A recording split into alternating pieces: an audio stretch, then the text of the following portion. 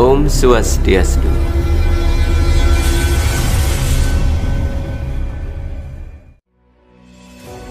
Berulang kali kita mendengarkan penjelasan tentang Tuhan yang tunggal dalam ceramah-ceramah keagamaan.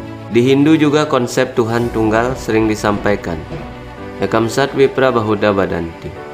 Sejatinya Tuhan itu satu, namun orang bijaksana menyebutnya dengan banyak nama. Benarkah demikian? Soalnya banyak sekali kisah-kisah keagungan di masing-masing Purana yang jelas-jelas wujud, nama dan kegiatan yang menunjukkan identitas pribadi yang berbeda-beda, dan semuanya disebut Tuhan.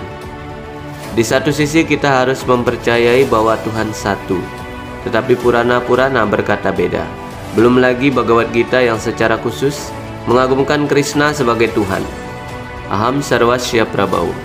Aku adalah penguasa segala sesuatu. Untuk beberapa murid Weda, hal ini saya kira cukup membingungkan.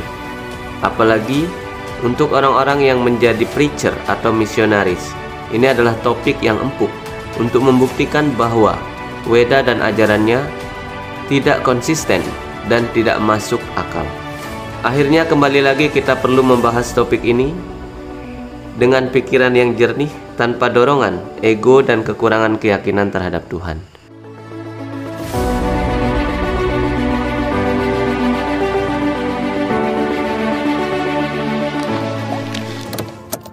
Om Awignamastu Namasidam. Om Anubadah Kartawayantu Wiswata. Semoga pikiran yang baik datang dari segala penjuru. Sebelum lebih jauh kita membahas tentang inkonsistensi dari kitab suci Weda, sepertinya ada paradigma yang berkembang di masyarakat yang menurut saya klaim bahwa selama ini anggapan terhadap Tuhan yang satu tidak perlu mengambil wujud tertentu adalah semacam pembatasan kemahakuasaan terhadap Tuhan. Kalau kemudian ini digunakan untuk menimbang kebenaran sebuah agama tertentu, menjadi tidak konsisten pula.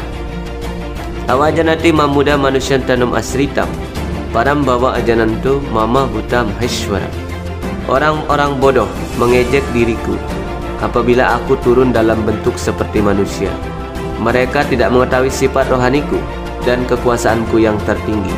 Bhagavad Gita bab 9 ayat 11. Satu ayat ini menegaskan tentang kekuasaan Tuhan yang tertinggi, yang tidak ada batasannya. Karena alasan keyakinan biasanya ada yang mengejek dan tidak percaya saat Tuhan bertindak demikian. Untuk hal ini Tuhan menyebut mereka sebagai muda, orang bodoh. Sebenarnya tidak ada hal yang saling bertentangan antara buku satu dan yang lainnya dalam kesusastraan Weda. Pada video kesusastraan Weda, saya telah uraikan topik-topik yang dimuat di setiap buku.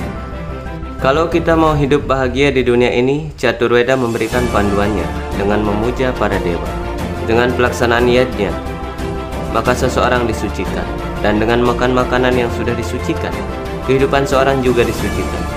Dengan penyucian kehidupan, bagian-bagian yang halus dalam ingatan disucikan.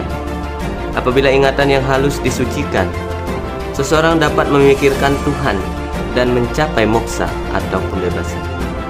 Sedangkan Purana adalah catatan tentang kisah-kisah istimewa perwujudan Tuhan bersama pemujanya. Secara garis besar didominasi oleh Trimurti, Brahma, Wisnu, dan Siwa sebagai pemeran utamanya. Disinilah letak perbedaan yang kental. Mereka benar-benar terpisah, bahkan saling bertempur satu sama lain. Di masing-masing cerita sama-sama menunjukkan kualitas yang tertinggi, kemudian dipuja sebagai Tuhan. Membingungkan, namun itulah kenyataannya. Karena itu, anggapan Tuhan banyak dalam agama Hindu sulit untuk dibantah. Inilah sudut pandang yang muncul dari menerima pengetahuan setengah-setengah. Jana ya jena cepi ani Ejantumam upasyate Ekatwena Pritakwena Bahuda Wiswatomuka.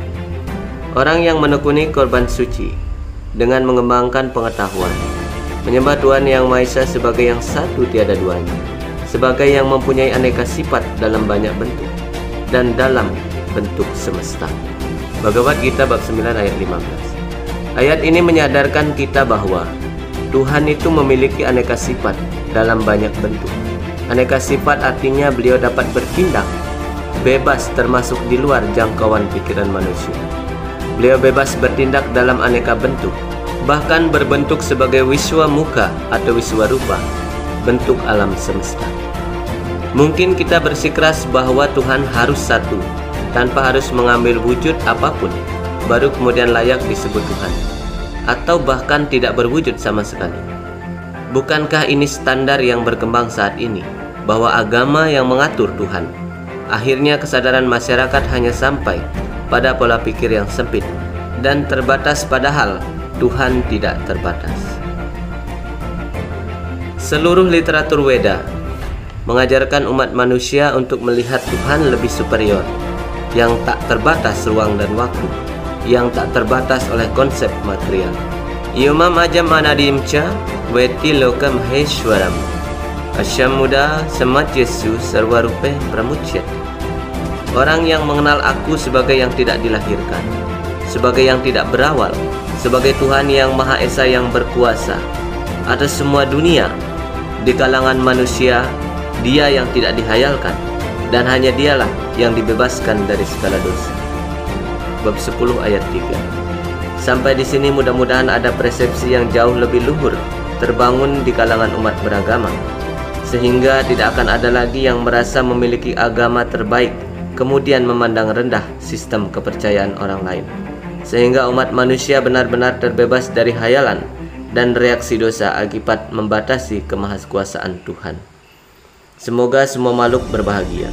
Rahayu, Om Santi, Santi, Santi, Om.